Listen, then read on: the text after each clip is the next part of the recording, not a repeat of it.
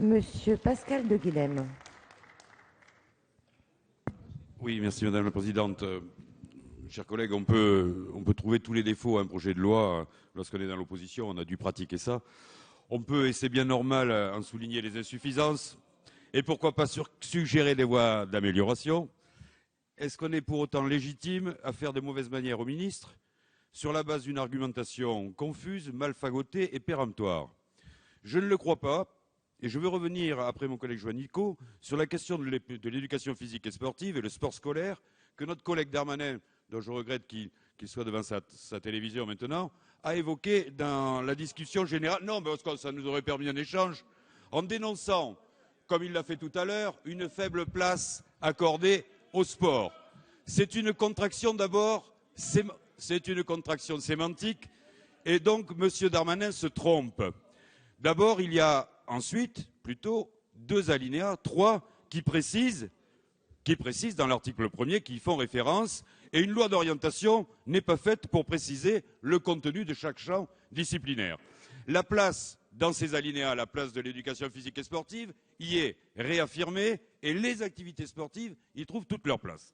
Notre collègue prolonge ainsi une confusion regrettable entre le sport et l'éducation physique, ce qui n'a pas été sans conséquence au cours des 5 années précédentes, parce que le traitement infligé a été particulier au cours des 5 années précédentes.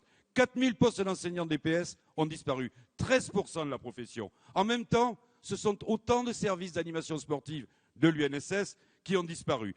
10% du budget de fonctionnement de l'UNSS, l'Union nationale du sport scolaire, a été amputé. Pire, le ministre Chatel, à quelques jours du premier tour de l'élection présidentielle, allait supprimer l'ensemble des postes de cadre de l'UNSS qui organise le sport scolaire de 1 million d'élèves licenciés.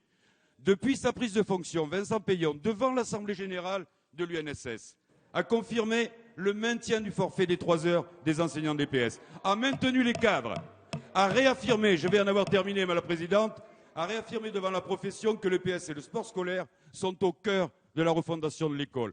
Jamais nous n'avons entendu les ministres de l'Éducation précédents s'engager ainsi pour les PS et le sport scolaire. Et je crois, pour terminer, avec tout le respect que je dois à leurs fonctions antérieures, que le ministre Chatel mélangeait confusément le sport et l'éducation physique, et que le ministre Douillet, conseillé par M. Darmanin, pensait par moment avoir en charge la question de l'éducation physique à l'école. Bon, Monsieur le ministre, allez, vous avez toute là, notre confiance fini, et je conseille une relecture attentive des alinéas 222 et 223. Tout est précisé là-dedans.